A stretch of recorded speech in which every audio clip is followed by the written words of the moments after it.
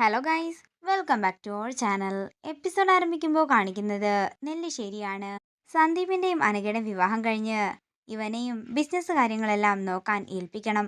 അതാണ് എൻ്റെ ആഗ്രഹമെന്ന് സേതുമാധവൻ പറയുമ്പോൾ മാഷ് പറയുകയാണ്, പുറത്തൊക്കെ പോയി പഠിച്ച കുട്ടിയല്ലേ, എന്താണെങ്കിലും ബിസിനസ് കാര്യങ്ങളെല്ലാം സന്ദീപിന് വളരെ എളുപ്പമായിരിക്കും.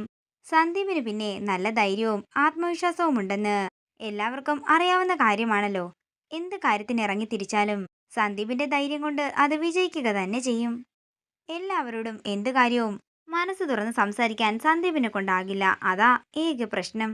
അങ്ങനെ എല്ലാവരോടും എല്ലാം പറയരുത് സന്ദീപേ, അത് ജീവിതത്തിലായാലും ബിസിനസ്സിലായാലും.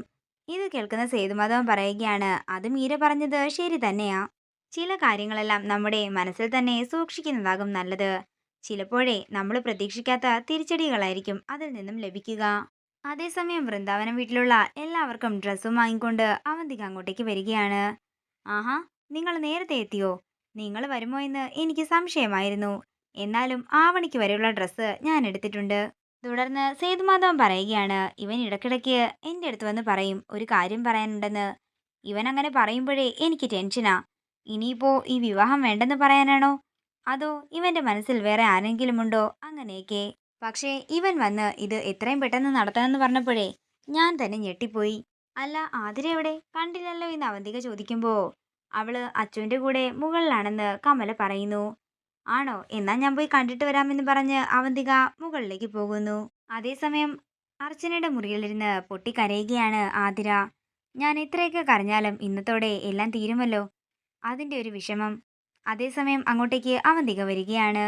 തുടർന്ന് ആ കവറ് ആതിരയ്ക്ക് നേരെ നീട്ടിയിട്ട് അവന്തിക പറയുകയാണ്, ദാ, ഇത് നാളെ ആതിരയ്ക്ക് ഉടുക്കേണ്ട സാരിയാ.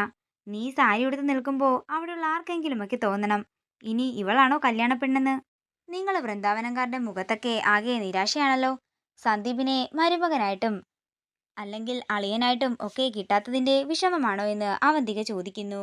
തുടർന്ന് അർച്ചനയുടെ അടുത്തേക്ക് വന്ന് അവന്തിക ചോദിക്കുകയാണ്, അല്ല, കഴിഞ്ഞ പ്രാവശ്യം വിവാഹം ഉറപ്പിച്ച സമയത്ത് അർച്ചനയുടെ മുഖഭാവം ഇതൊന്നും അല്ലായിരുന്നല്ലോ. നല്ല തൻ്റെ ഇടമായിരുന്നല്ലോ ഈ വിവാഹം മുടക്കുമെന്ന് പറഞ്ഞിട്ട്. എന്നിട്ട് ഇപ്പൊ എന്തായി? ആതിരെ, നീ താഴേക്ക് ചെല്ലാൻ അർച്ചന പറയുമ്പോ ആതിര പോകാൻ ഒരുങ്ങുകയാണ്. തുടർന്ന് അവന്തിക ആതിരെ പിടിച്ചു നിർത്തി പറയുകയാണ്, ഇന്ന് ഞാൻ പറയുന്നത് നീ കേൾക്കണം. കാരണം തോൽവിയിൽ ഒളിച്ചോടുന്നതേ അത്ര നല്ല ശീലമല്ല. ഇനി ഇന്ന് കഴിഞ്ഞ് എനിക്കിത് പറയാൻ സാധിച്ചില്ലെങ്കിലോ.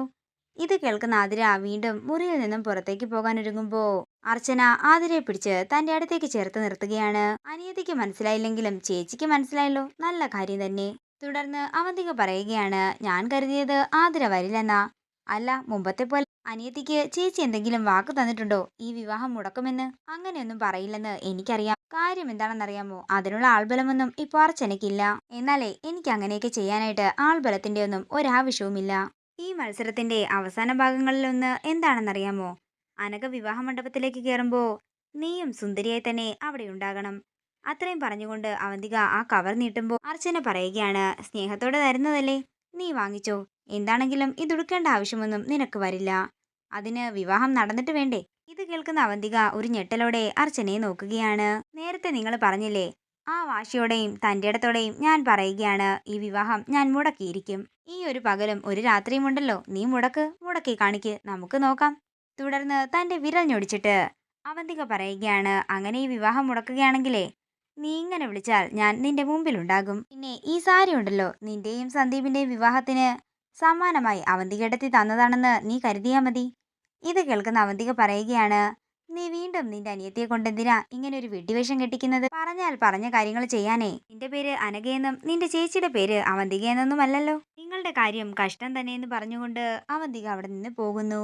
നേരം രാത്രിയാകുന്നു. സന്ദീപ് പറഞ്ഞ കാര്യങ്ങളെല്ലാം ഓർത്ത് ടെൻഷനോടെ നിൽക്കുകയാണ് അർച്ചന. ഇന്നൊരു രാത്രി കൂടി സമയമുണ്ട്. എന്താണെങ്കിലും സന്ദീപിനോട് ഒന്നുകൂടി സംസാരിച്ചു നോക്കാം. അത്രയും പറഞ്ഞുകൊണ്ട് അർച്ചന സന്ദീപിന്റെ മുറിയിലേക്ക് ചെല്ലുകയാണ്. അങ്ങനെ അർച്ചന മുറിയിലേക്ക് ചെല്ലുമ്പോൾ സന്ദീപ് കുളിക്കുകയായിരുന്നു. അതേസമയം സന്ദീപിന്റെ ഫോണിലേക്ക് ഒരു കോൾ വരികയാണ്. മൂർത്തിയുടെ കോളായിരുന്നു അത്. തുടർന്ന് സംശയത്തോടെ കുറച്ചു നേരം നിന്നതിന് ശേഷം അർച്ചന കോൾ എടുക്കുകയാണ്. നീ എന്താ ഫോൺ എടുക്കാൻ ഇത്ര താമസിച്ചതെന്ന് മൂർത്തി ചോദിക്കുന്നു. പറഞ്ഞതൊക്കെ നിനക്ക് ഓർമ്മയുണ്ടല്ലോ.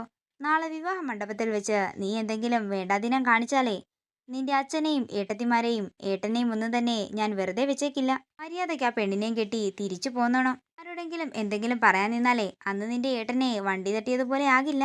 അവിടെയുള്ളവരുടെ നെഞ്ചത്തുകൂടിയാകും ഞാൻ വണ്ടി കയറ്റുക എന്നൊക്കെ മൂർത്തി പറയുമ്പോൾ ഇതൊക്കെ കേട്ട് ഒരു ഞെട്ടലോടെ നിൽക്കുകയാണ് അർച്ചന.